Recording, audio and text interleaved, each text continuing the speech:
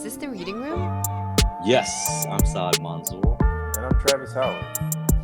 This is Reading Room Talk. Thank you for pressing play. Welcome. Welcome, everyone. Welcome. Back. Yes, we're back again. we got Jackson, Mississippi's finest, the head hematologist, oncologist in charge, the big dog, Dr. Joseph Fouche. How are you today? I'm doing well, fellas. Thank you for having me on. I really appreciate the opportunity. Yes, I love it, man. This is gonna be hilarious. So let's start. Case. This is another Case grad right here. So you gotta take us back to Case, man. We were at Case. What would you say was the toughest class or rotation at Case? The toughest class at Case. Oh, that's a loaded question a little bit, because it's different forms of tough. So there's academic tough, there's time tough, there's people tough. You know what I mean? So I would say it's a different answer for each one of those. Mm-hmm. I would say, I'm gonna be honest with you, I would say preclinical. Everybody says things like biochemistry and everything, but I didn't think that was the hardest. I really think it was when we started getting into pathology. Honestly, all those pictures, and it's weird right now because I'm an oncologist, right? That's like I look at pathology every day, but back then it was like everything looked the same. So I really have to go with that. That's real. Clinically, and when you get to the clinical years, and I'm not even sure they do it that way anymore, right? The preclinical and clinical, I think it's kind of all just mixed in together now. But depending on the school, exactly. Right. Depending on the school. So, clinically, I really, really have to say the hardest was probably those surgery rotation for me. And it wasn't hard as far as the work per se. It was just the time involved. It never is. Yeah. It's always it never is, right? Yeah. It's the worst feeling, man. Like going to work at like 4 or 5 in the morning and not knowing when you're getting home. It's terrible. Yeah. It's terrible. That's when I said I'm not likely going to do this for the rest of my life. Yeah, man. Do you remember like your uncle RIP, man? Do you remember we shadowed him over at a clinic? I remember that. So I think we both thought we might be doing surgery. Yeah, it was. I think it was, but it was like it was ominous, man. It was foreshadowing, because I remember we were in there and he was like, he's an orthopedic surgeon, right? And he was putting in like a knee or like a hip or something, and it was just us and then him and then a scrub tech, I think. And then he, I think we got tired and he was like, he kind of looked at the scrub tech, like, get them some chairs. Oh, wow. You got a little lightheaded? Yeah, we were. It was not good. We went in there cold. We had no idea what to expect. What I mean? And he just looked at us like, you guys look tired. You sit down. So he got some chairs, and I think Saul was going to give you the punchline. Then he looked at us and looked at us, the scrub tech, and was like, they look cold too. Go get them some blankets. Oh, wow. So let's get blankets, and we're sitting there. She even let us put them on ourselves. She put it over us like we were, little kids. So we're sitting there, and there's people coming in out of OR, for pages and stuff. So we sit in the corner, two young guys with blankets. I don't know if we were shivering or whatever, with 2 blankets on and chairs, and they were like, "What is going on in here?" Dudes are like, "No chance. These people are not doing surgery." They were like, "That's probably the last time they're gonna be in OR." So where were you in your training at this point? That was actually right before we started. He let us come in and shout on right before we started. Mm-hmm. Oh, yeah. Man, that was he was so nice, man. He's the nicest guy in the world, man. So things you never want to do on your surgery rotation, by the way. Don't take the blanket and don't take the chair. Don't take the blanket, yeah. Don't take the blanket. You were good. Yeah, don't take the blanket. I was so naive, though. I was so naive. I didn't put it together afterwards. I was like, I'm still considering. It's like, no chance. There's no way. Like, no way. But yeah, if that was if we did that today, it definitely would have been a meme somewhere. You know what I mean? Yeah. Oh, it was terrible, man. But it's all good, man. Learning experience, man. Learning experience. So, but so you take us back to Jackson, Mississippi. You're from Jackson, and your folks have been from Jackson for years, or they moved there from somewhere else? Yeah, they're from the central Mississippi area. Yeah, so my mom and dad both from there. My dad's from a small town called Yazoo City. My mom actually grew up in a smaller town called Bolton, Mississippi. And Oh, nice. Bolton's Okay. claim to fame is that's where Representative Benny Thompson's from. Oh, So shout nice. out to Benny Thompson. Oh, that's tight. You know, That's tight. my dad and my family, my family on my dad's side is from Money, Mississippi. Okay. Yeah. Yeah, and they actually, horrible thing that happened to Emmett Till. But after that occurrence, that's when my family actually made the migration up north to Ohio. Okay. Oh, interesting. My dad was one of 11, and my grandfather at the time, he said, "I got to get my kids out of here," because he was afraid for their lives after that happened. And actually, my grandfather and Emmett Till's father or family, they knew each other, and so that's something that's that great. That's very close. Yeah. Yeah, right. That is. Yeah. Wow. Yeah, it's a small world. Absolutely. Oh Absolutely. man. Yeah, a lot went down in Mississippi. It did. I went down to Mississippi. Yeah. So wait. So how would you say growing up in Jackson was like? Like, do you feel like it was a comfortable place to live? Do you feel like it was, like, did you? Feel I think we had Jackson gets a little bit of a bad rep these days, but I think growing up, actually, I think our child was real good. We're in a middle class household growing up. And we really didn't want for much. We had not only just my family, we had extended family near us.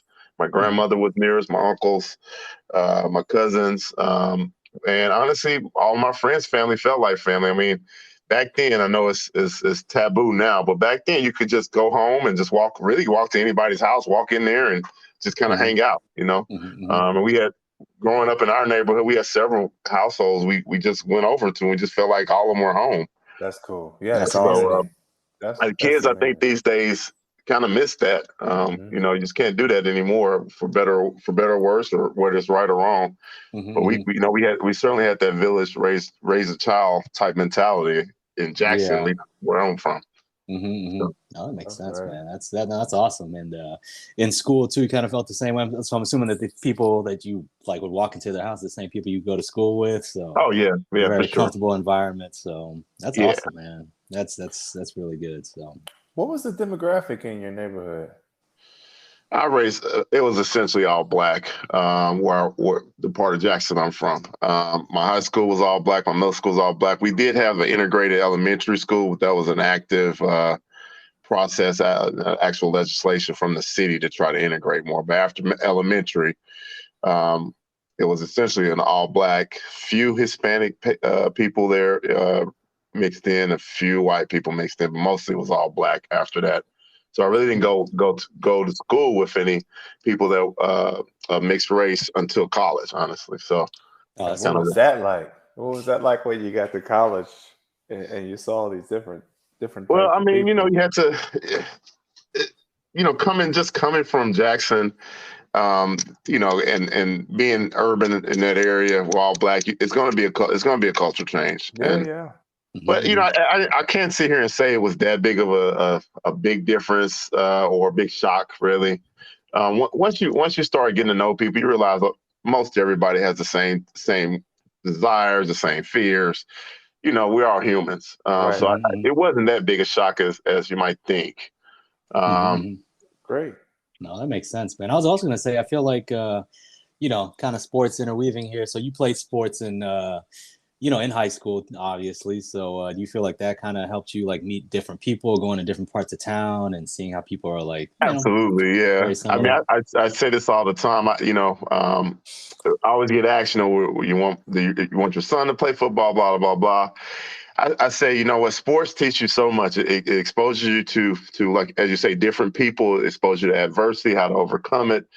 And teach how to work as a team. So yeah, absolutely. The sports definitely helped. I mean, even in college, some of my teammates and everything, just, they're from kind of all over the country. And, just meeting those guys, just hearing their different experiences. And, that definitely helps. It definitely grounds you more and definitely gets you exposed more. So absolutely. That makes sense. And I was going to say, so you got to give us some details. So tell us about your high school experience, with football, with education? Like, what did you learn from it? And, like, what were the details? Let's see. We definitely didn't focus on education as much as I probably should have. Every day was essentially, what we're doing for football, what we're doing for football, what's next, what happened in the sports world. Mm-hmm. So that was pretty much our everyday. That being said, though, we luckily the group I grew up with, we definitely, once we had a task in mind, I think all of us pretty much focused on getting that task, where it was education, even if it was just getting homework done, just so we can make sure we play football. Yes. But we definitely picked up habits that I carry on to this day that allowed us to persevere and get stuff accomplished. Mm-hmm. But I would be not telling the exact truth to say we had a high emphasis on education day to day. That didn't happen until later for me. So that's okay, though. I'll be honest. I got to be honest. No, that makes sense. But like, at least like the sports kept you, interested in going to school, though. I feel like, like if you don't have that, then it's easy to fall out of having any interest in going to school and any interest in keeping your grades up. So, right. Yeah. And I was going to say, I think you played what sports did you play in high school? High school football, which is huge in Mississippi, sport, of course. Which is huge, Absolutely. Yeah, of course, yeah. Very huge. Played. I was on the track team. I threw the shot put. I was decent in that. I wasn't too great at that. And honestly, those are the only two I really played for the school. Gotcha. And then, how did you make a decision to go to college? Like, what kind of went into that decision, picking, where you ended up for college? At the time, I was really trying to see where I can go and still play football. I really wanted to go Division I. The only true offers I got were really low Division I. And I had a inflated self sense, so I was like, well, I really think I'm better than that.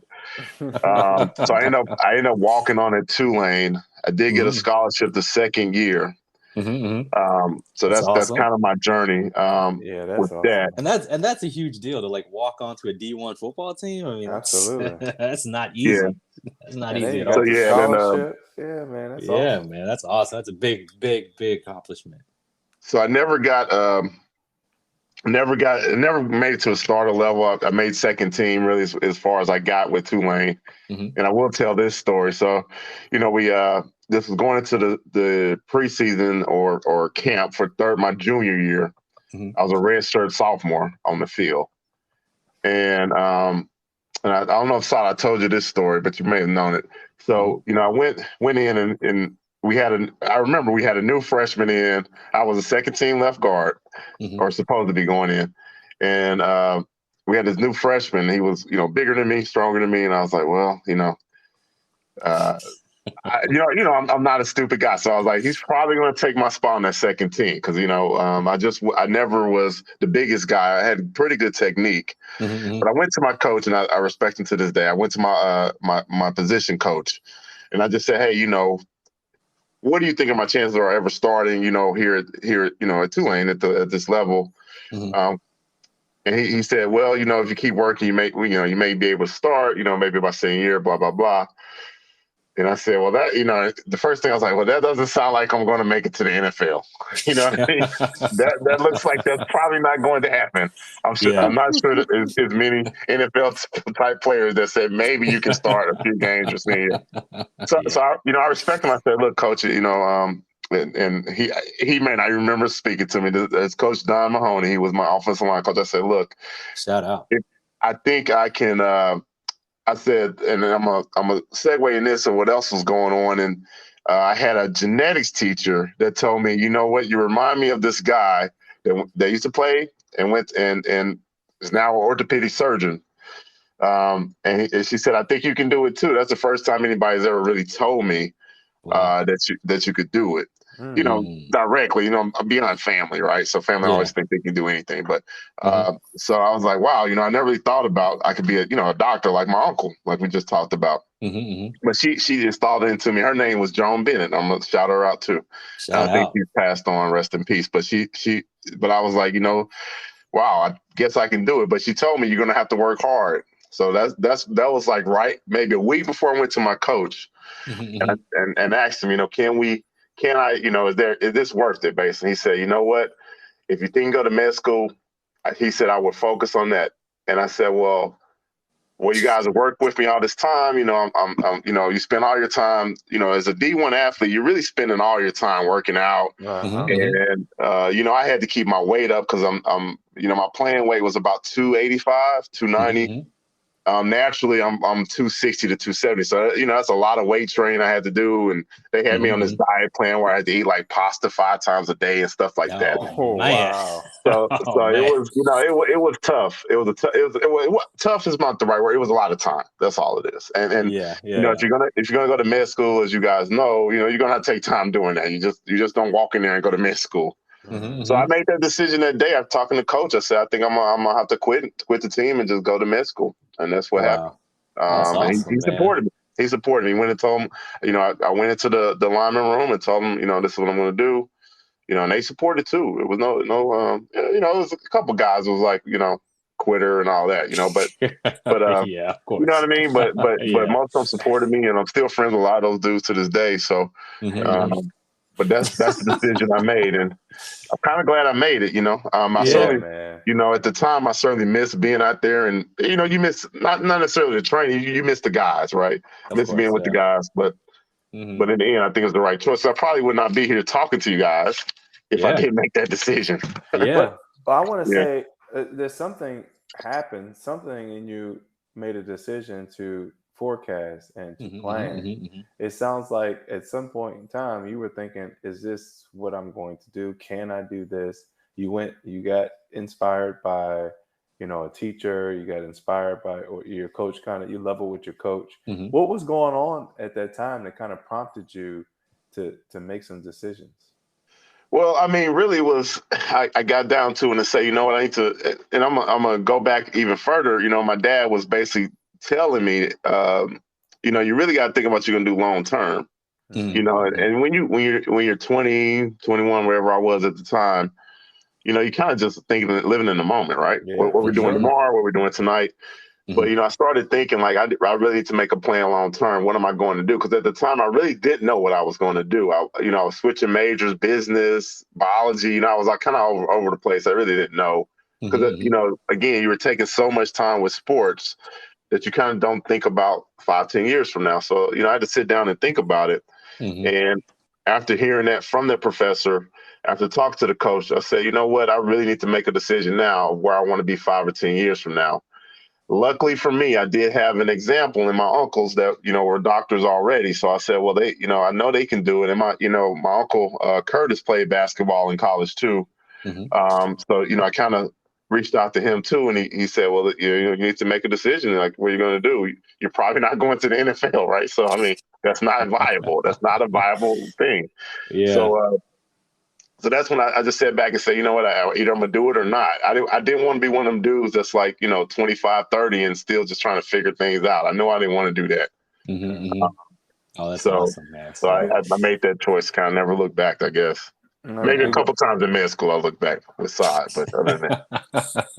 That's right. Well, big ups to you, man, because you're 20, 21, like you said, and a lot of us at that age don't know what the heck we want to do. Yeah. But, you were prompted by your dad, you were prompted by people, people who cared about you, wanted you to do well, and you listened to that prompt and you made decisions. So I think a lot of young people struggle with that. I know I struggle with Absolutely, that. Yeah. It's tough. It's really tough. Yeah. And I remember something Sai said. I remember you said this one time. I'll never forget when you said this. You said sometimes people don't realize just a statement and they'll forget about it, but that statement can change somebody's life. Just one statement. If it's somebody that you respect and somebody you look up to, just making one statement could change somebody's life. Yeah, absolutely. And that's kind of what happened with me. I remember you said that one time. So we were talking about some professor, I can't remember, but But I remember that's kind of what happened with me. It was like, just those statements. And honestly, I'm not even sure these people I'm shouting out even remember these conversations, right? Yeah, Because to them, it was just like a minor thing in the day-to-day thing. But for me, it's like, well, yeah, I listen to you because I respect you.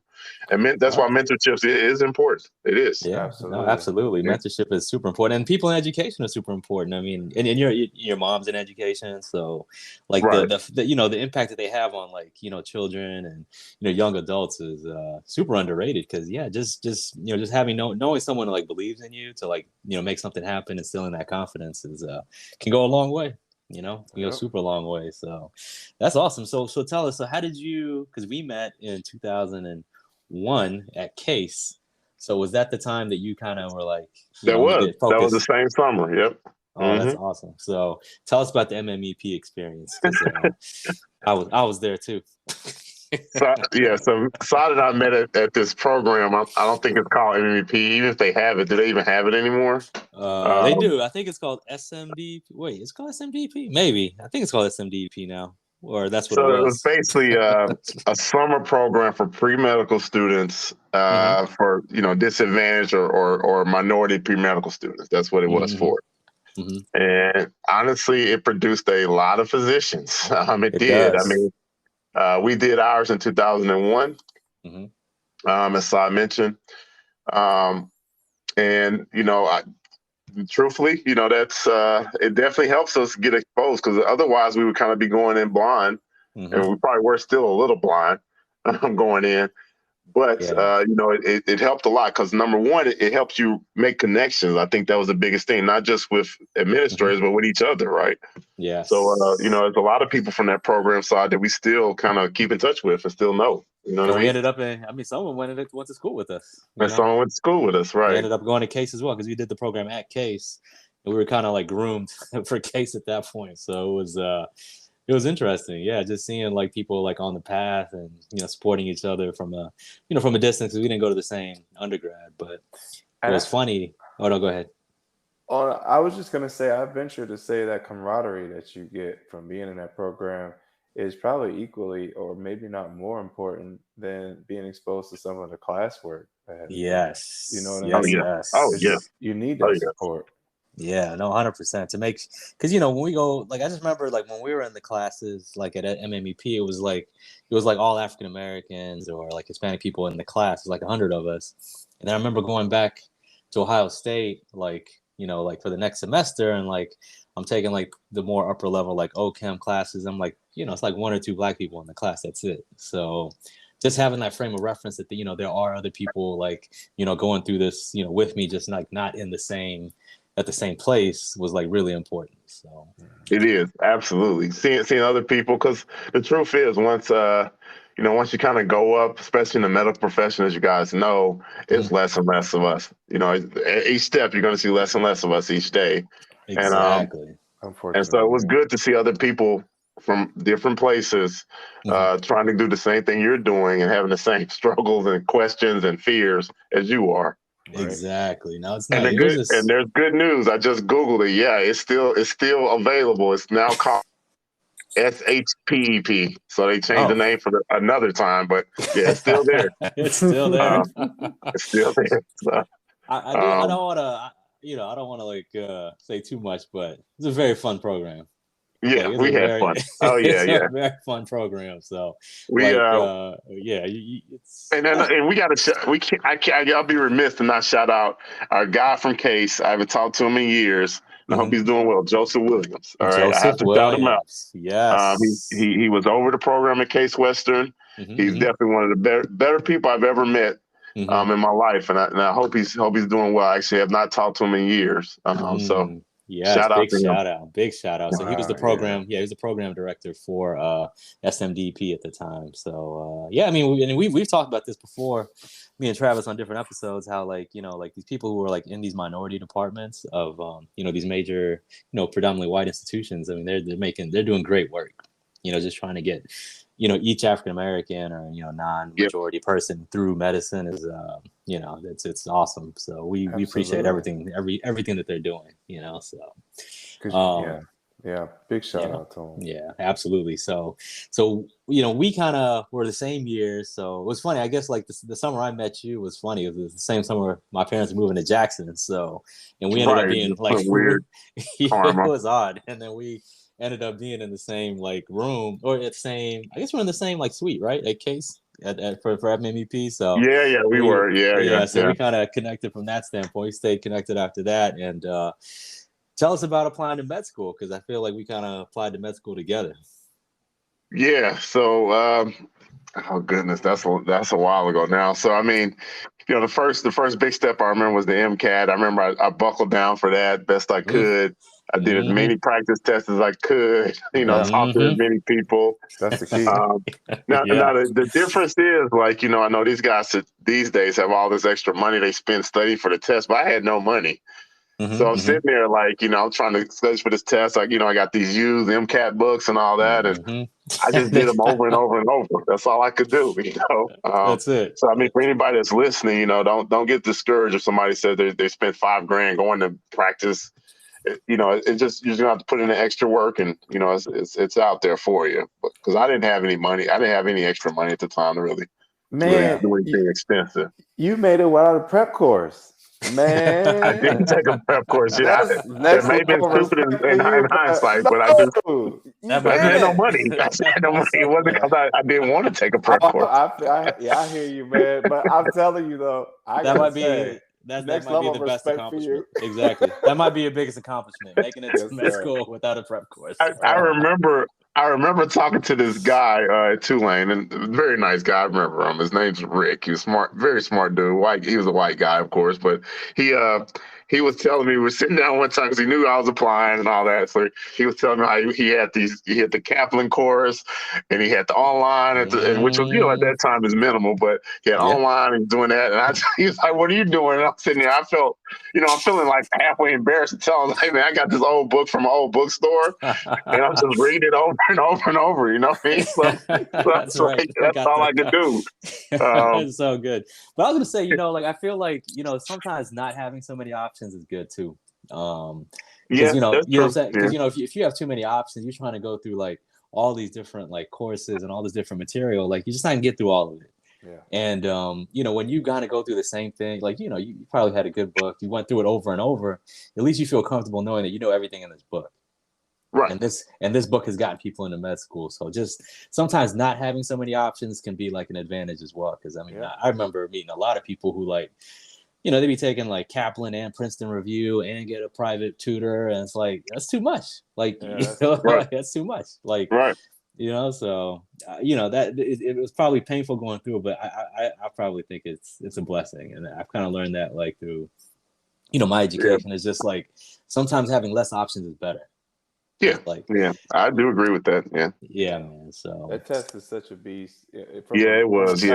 From a psychological standpoint, you can really, because you just have this group anxiety about it all, and it's touted as a major hurdle to get into medical school. It is. So for you, it's natural to feel anxious about it. But man, whatever you have, whatever tool you have, rock it, and you'll be like our great hematologist oncologist here. That's it. Just go. And the other thing I would tell anybody that's listening to us that's trying to get into med school, hey, if you mess up one time, I know plenty of people. I work with people that didn't pass test the first time. Nobody's going to know that in the long run. No, nobody knows. Nobody knows scores. No, keep at it. Keep at it. Don't try your best, obviously, but trust me, nobody's gonna know if you had to take it 3 times or 4 times. Nobody knows. No, they don't. Not one patient, not one other doctor's actually. What was your MCAT score? What was your board score? Nobody knows. Nobody really cares. They just care where you are now. That's it. That's exactly right, man. It's like it's too much information. It's too many other stuff you need to know to be like a good physician. That to be worried about like a standardized test. So that's funny, man. So like I remember when we were applying. I think there was a couple schools that you got into, and we both got into Case pretty early because we both did the summer program at Case. Yeah, they kind of knew it. Yeah.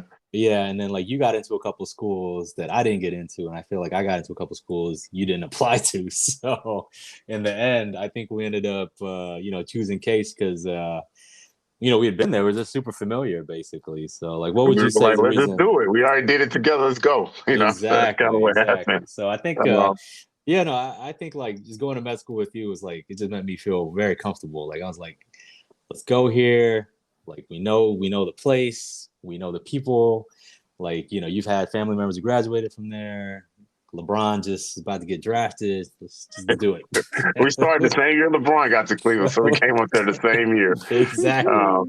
Exactly. So I think like I feel like we did a good job kind of creating like a nice environment for ourselves up there. We did, yeah. And looking back, and obviously we made a bunch of lifelong friends from Case. Looking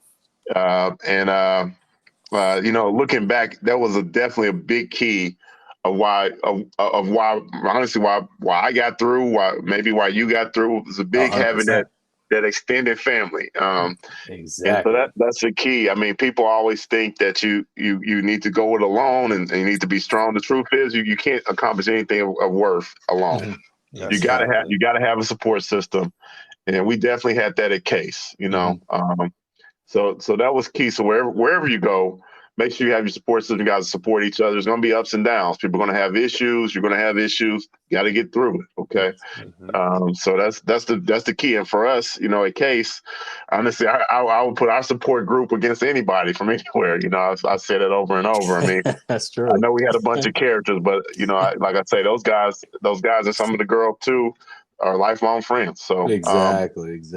No, that's key.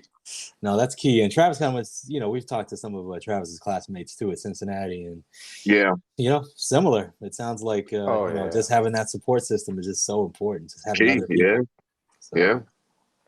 Yeah, you can't be afraid to ask for help either. No way. Yes, exactly. Hold each other accountable, and same thing we just said about the testing. Nobody cares in the long run. You got to get through it. Exactly. Whatever works for you, get through it. Exactly, man. So in the end, you ended up choosing. Like, what were you considering to go into? Like, did you considering anything other than oncology or? Well, obviously, our ortho dreams got shot down pretty early after we got put in blankets. Yeah, no chance. So that was done. But no, I really wanted to do cardiology. I was set on cardiology. I was set on cardiology up until intern year, honestly. Really? I thought I was going to be a cardiologist. Yeah, I was like, I'm going to be a cardiologist, blah, blah, blah.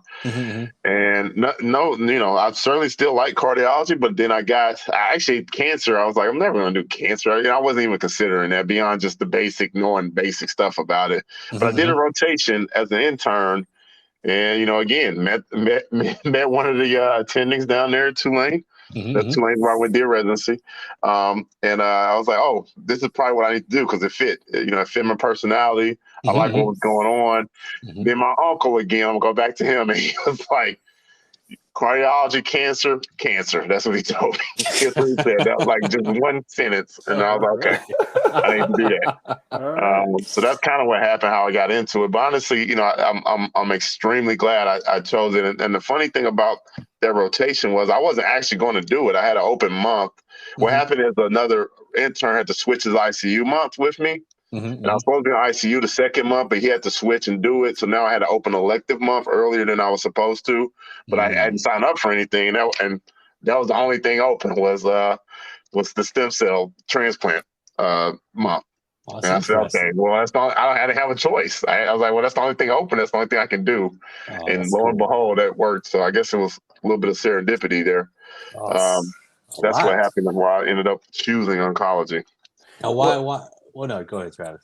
Oh, no. I was just going to ask, oncologists, I had a buddy who went to radiation oncology, and I asked him, man, how are you going to stay up? How are you going to stay positive? How are you going to keep the energy to be there for our patients when they're going through such a dark and dismal time in their lives? How do you do that? Yeah, so I mean, some days it's tough. It's extremely tough. Some days there's no sugarcoating that. You're gonna deal with death. That's kind of what it is. So you have to be comfortable dealing with death. You have to be comfortable, number one, with your own mortality. Right. So you have to understand that because you can't help anybody else if you're not comfortable with it. It's at least how I look at it. Talk about that. It's tough. Yes. It is tough some days, but you know what? Despite all the death we see, most patients, or the way I get through it, is most patients help me through it. They think I'm helping them, but a lot of times they help me back.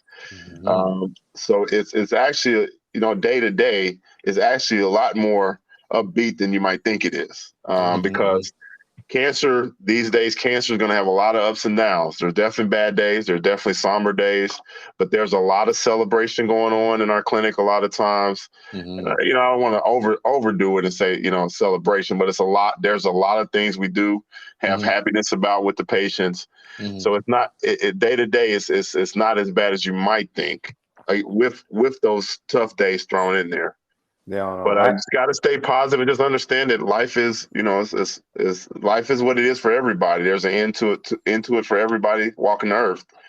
So in some ways, it's a little tough to say, but some ways it's a little bit of relief for some people that have been suffering to know, we got an actual plan of where we're headed in a time frame. So it's a little relief for some people instead of sadness. Yeah. So not everybody's sad about it. No, I got to say, I have so much respect for you, again, because our paths cross in treating and being an interventional oncologist, and I'm treating liver cancer, and I'm treating people who have, these horrible diagnoses. But then, I see them and we're able to help, and it's a great follow-up call. Yeah, MRI looks great, no tumor. Let's go, and you can hear the happiness and the connection over the phone. So that speaks to some of that celebration you talk about.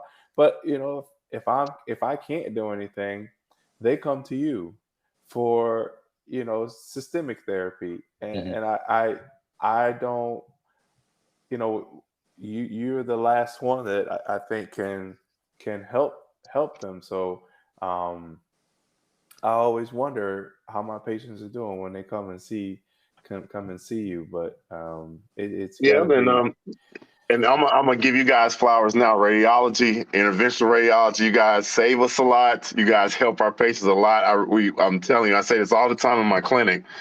I really appreciate you guys for what y'all do. Without you, we couldn't even do half of what we do. So having you guys as a resource is absolutely great. So I'm gonna give you guys your roses on your talk here. Yeah, I appreciate that. No, but I think it's a team effort, though. I think it's a team effort. Yeah, it's definitely a team effort, and I feel like you're the one that's kind of front line, like seeing everyone. But like you said, I think the advantages are that you kind of, because you are seeing these people who are like celebrating big milestones, like having a PET CT that's negative, or like having a biopsy that's negative, or like seeing a treatment response. It kind of just reframes like what you see in life, because you're like, okay, these people are celebrating that they may get like an extra year, so and that's amazing, Right. So, that is amazing. Yeah. And you can't I was gonna say, you can't really underestimate patients. Patients know, they know when they have cancer, and they know that what is what could be happening to them. So like, I feel like, because you see it every day, you probably don't really underestimate like, what patients know, and like, how they can deal with, like they just appreciate knowing that, there could be an end, and, maybe it's time to start planning, maybe it's time to start appreciating, make the right changes in their lives. So, you get to see that every day, which is amazing. So you come like face to face with humanity. Oh yeah, so like the good, the bad, the ugly. We have a saying in clinic: whatever's going on, good or bad, when they come in with the cancer diagnosis, it's going to be 10 times worse. So whatever issues you have, we're going to see it 10 times worse when the cancer diagnosis get in. So sometimes that's good, sometimes that's the other end of the spectrum. Oh man, that's true. But we celebrate, all the time. I'm kind of known sometimes if we have a good scan and they come in, I would just say the scan's good. And they'll, if they're excited about it, I was just end the visit, honestly, because it's like, go celebrate it, celebrate it, right? Yeah, we got a good scan. All this other little stuff like what's your anemia, what's your hemoglobin, blah blah blah. Go celebrate today, right? You know what I mean? Because the truth is, the next scan may not be good. So so you and that's a kind of a microcosm for life, a lesson for life. You do need to stop and celebrate sometimes. We get caught up in the day-to-day stuff, but you need to celebrate accomplishments, celebrate things, because you never know when it's going to change. That's right. So, Perspective. Oh, the perspective is so important. So let me ask you some questions real quick about. So we had these discussions like off wax basically. So like what parts of medical education do you feel like need to be I guess a little enhanced, I guess, as far as like specifically like about insurance and payments and things Yeah. like that, RVUs, IVUs, like what type of changes do you feel like should be made to like the medical education process to I feel like, well, just for me personally, coming in, when you're in med school, when you're in training, you're always worried about, well, I know the medicines, well, I know diagnoses, all that's very important. And you're gonna get a good, almost every place that you're gonna go to is gonna have a good training on that. However, almost no place you go to gives you training on the finances of medicine, the reimbursement. How does Medicare work? What's the difference between Medicare and Medicaid? These are all things that I had to look up on my own, honestly. You can ask people, but honestly, some of the doctors you ask, they don't know either.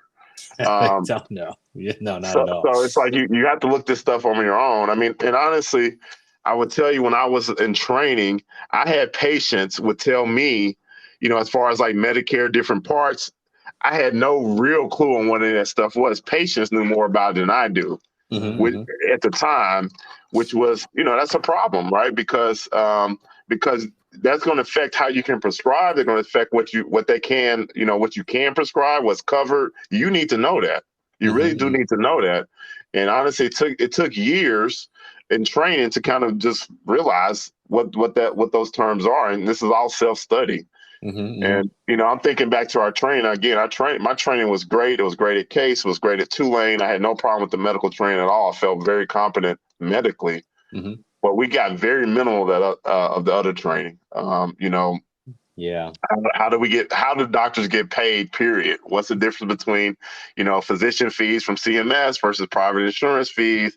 What about private groups? How do they pay? What are different ways private groups pay their doctors? We don't, none of us get told that. You have to learn on the fly. The problem is when you learn on the fly is that, you've already spent years missing out, either on stuff you were owed maybe sometimes, or just understanding how exactly things work. Yeah. Because day to day, people may not realize this. Day to day, a lot of our time spent in the clinic is not deciding what treatments to get. It's deciding how to pay for it, what's covered. Is this under guidelines for the different guidelines and things like that? It has nothing to do with the patient's actual diagnosis. I would say that's a good 40-50% of the day. I may be overestimating a little bit, but most of it's not a medical decision. Well, I was and gonna say for we get you, minimal of that. Yeah, We that get makes minimal sense. training. Especially for you. I mean, you're like potentially putting people in trials. You're trying to like oncology medication just came on the market. Trying to figure out how to get it paid for. So like I feel like it probably is like half of your day. So that's no, it makes sense, man. So I think anyone who's like young and listening, like just try your best to learn about the process that you're just not going to learn it in education. And like sometimes people in academia just don't know either. That's the other thing. So that's the other point. Yeah. If you never kind of had to do it, and honestly, the difference between, generally speaking, the difference between academia and private world is huge. But even in academia and private world, there's still subsets that has huge differences in each one of those categories. So you really have to be adaptable, depending on where you go, because it's going to be, depending where you are, it's going to be a totally different way to practice. But it does help if people could get better training in actual insurance, like American insurance, CMS. That would help immensely. To hit the ground running. You'll learn it eventually, just because you have no choice. But if you can if we have better training to hit the ground running, I think that's huge. It would be a huge benefit if we could. Yeah, exactly. That translates into better care. Absolutely, yeah. And that makes sense. And also, selfishly, but also like I mean, that's what pays your salary. Correct. Knowing how you get paid and like what you should be getting paid is very, very important as well. So because like that school isn't free, so you gotta know, man. So I love it, man. So real quick, so just tell us about like you were at Tulane, which is predominantly New Orleans, predominantly African American. population there. Like, how did the patients, react, I guess, when they see you coming in, or even now in Jackson, Tennessee? Like, how do they react when they see like an African American radiologist or oncologist coming in and talking to them? So, well, obviously the New Orleans population is much different than the West Tennessee population. It's just a totally different group of people, white, black, whatever. New Orleans is just a different place as far as the people. It's a great place. It's a great place. I still love it. So I guess in New Orleans, I was training. So our training hospital is going to be predominantly black. We didn't really have training in. We had one private clinic, I believe we went to, but most of the training is going to be in the public system. So most of those patients are black. So I guess what you're getting at is, do some people feel a sense of pride, or do I get treated differently? It's kind of both ends of the spectrum. There's a lot of, particularly the African American population, there's a lot of people that do feel pride with me coming in. And that does translate to better care because they'll tend to listen a little bit more. But we do, there's other end of the spectrum too, because a lot of people have implicit biases. They have subconscious ideas of what a doctor should look like. Oh yeah. Yeah. So you guys know that. But so coming in, sometimes you have to kind of prove again that you're competent. And a lot of people may think that's from, non-black patients, but actually in black patients, we get that. I do get that sometimes, rarely. Yeah. Interesting. But that adds an extra layer because you only have a few minutes, right, to make these visits and establish a good rapport with a patient. So that adds an extra layer to overcome that maybe some, majority physicians don't have to encounter. I don't get that as much these days, to be honest. I think that was more when I was a little younger. I got a lot more of that. As in New Orleans, I got it, maybe once a week. It'll be a little more distrust because they were like, "Well, you sure you know what you're doing?" And some of that would just be specifically just because you're, a young black guy. So that's kind of the world we're in this country. It is. That's so true. And man, but I can't say, I can count on my hand in 10 years how many times that's actually been a big problem. I may have had a few patients switch because of that, but that's not as huge a problem. And I see less and less of that as I go on. So I love it, man. But we really appreciate you doing this with us, and we'll let you get out of here on this last question. What would you tell someone who's struggling in med school or undergrad trying to make the med school? Like, what would you tell them to do to get through, basically? So yeah, it's kind of like just touch on what we were saying earlier. In the end, nobody knows that you struggle. Nobody knows what your test scores are. There's many people that had issues in the beginning that turned out to be wonderful physicians. And honestly, we go to work with some of them every day and don't even realize that they struggled early. Right. So exactly. Stay at it. You got to stay at it. My biggest piece of specific advice is make sure you're talking to the right people. I can't tell you how many times I ran through in my career where people get advice and it's from somebody that just doesn't know what they're talking about. So make sure that your opinions, the advice you're getting, the guidance you're getting is from a person that needs to be giving you advice. And sometimes it's hard to tell if you don't know, how do you know if it's wrong? Right.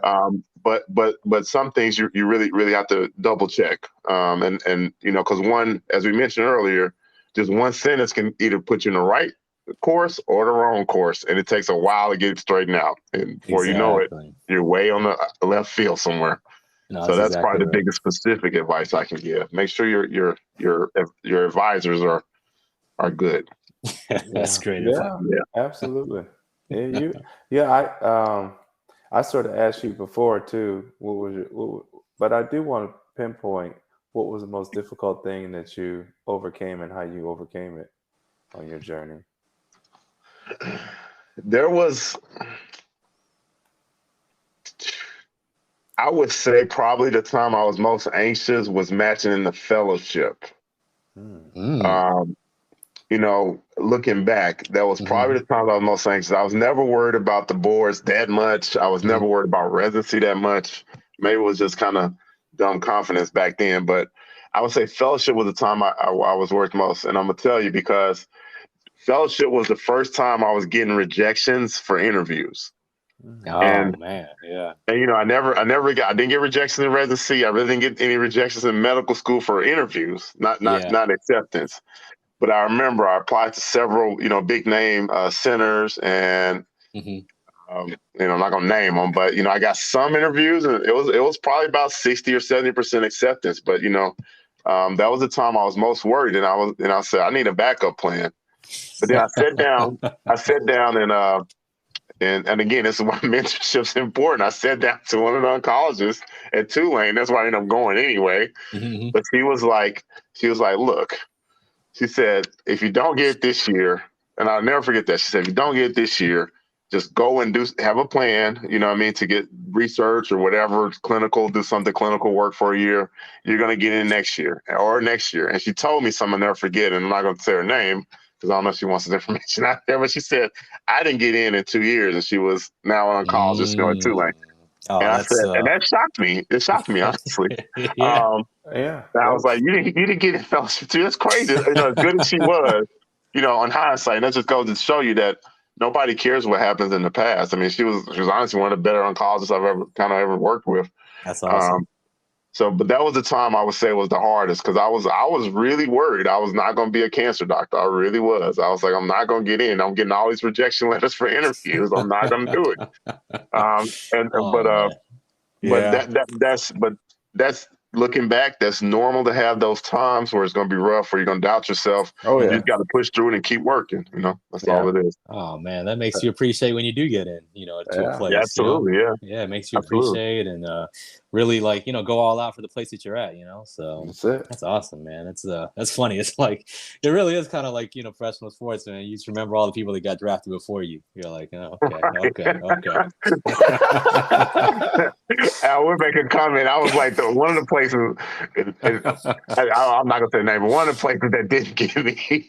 And I remember a guy that got in there, and I was like, what? For real? That's right. Like, why did he get in?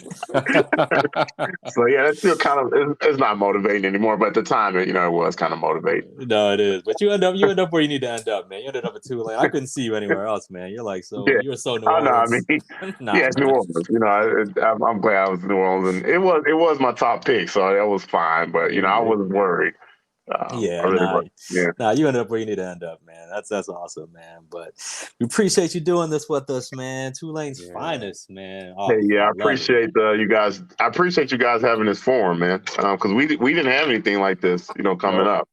Yeah, we just had to rely on a bunch of bad advice from. Well, you know what? It honed our skills on finding bad advice. I could recognize bad advice very quickly. Oh man, like, that's terrible. Somebody's telling me something like, I already know it's terrible. I already know. Yeah, man. But nah, that's awesome, man. You put a lot of knowledge on wax, man. So we appreciate you doing this with us, man. We'll have you back for sure, man. Yeah, for sure. Anytime, guys. Yeah, appreciate it. Yes, and thank you guys for listening. Until next time, stay low and keep firing.